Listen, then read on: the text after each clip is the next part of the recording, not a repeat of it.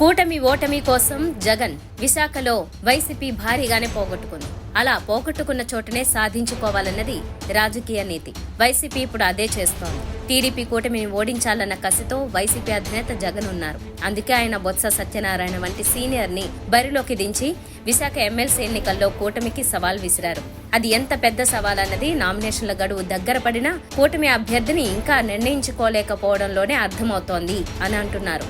చాలా ఈజీగా MLC seat గెలిచేస్తామని కూటమి నేతలు మొదట భావించారు. అందుకే టికెట్ కోసం చాలా మంది ముందుకొచ్చారు. తీరా గడువు దగ్గర పడుతున్న కొద్దీ టఫ్ గానే ఎమ్మెల్సీ యుద్ధం మారుతోందని గ్రహించి కొందరు సైడ్ అయ్యారు. జగన్ విషయానికి వస్తే పూర్తి సీరియస్ గానే ఈ ఎన్నికను తీసుకున్నారు. ఇప్పటికీ ఉమ్మడి విశాఖ జిల్లాలో 5 అసెంబ్లీ నియోజకవర్గాలకు చెందిన నేతలతో సమావేశం నిర్వహించిన ఆయన మంగళ బుధవారాల్లో మిగిలిన అసెంబ్లీ నియోజకవర్గాలను కవర్ చేయాలని నిర్ణయించారు. ఎట్టి పరిస్థితుల్లోనూ కూటమికి ఓటమి రుచి చూపించాలని వైసీపీ పట్టుదలగా ఉంది. ఎంత ఖర్చైనా పర్వాలేదు, తమ వైపు ఉన్న స్థానిక ప్రజాప్రతినిధులను కాపాడుకోవడం కోసం సిద్ధపడుతోంది.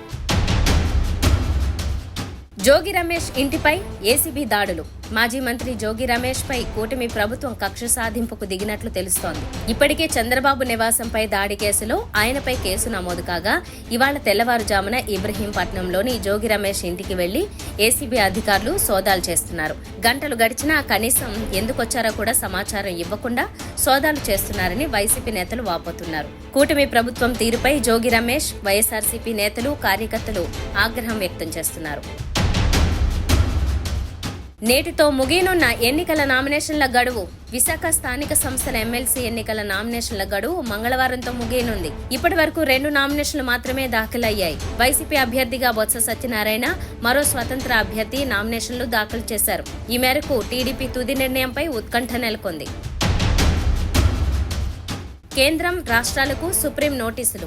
ఆరోగ్య సంరక్షణ రంగానికి సంబంధించిన అనుబంధ వృత్తుల చట్టాన్ని అమలు చేయకపోవడంపై సుప్రీంకోర్టు మండిపడింది. అక్టోబర్ 12 వరకు ఈ చట్టాన్ని అమలు చేయాలని ఆదేశించింది. దీనిని ధిక్కరిస్తే కఠిన చర్యలు తప్పవని హెచ్చరించింది. ఈ మేరకు కేంద్రం, రాష్ట్రాలు, కేంద్రపాలిత ప్రాంతాలకు ధర్మాసనం నోటీసులు జారీ చేసింది.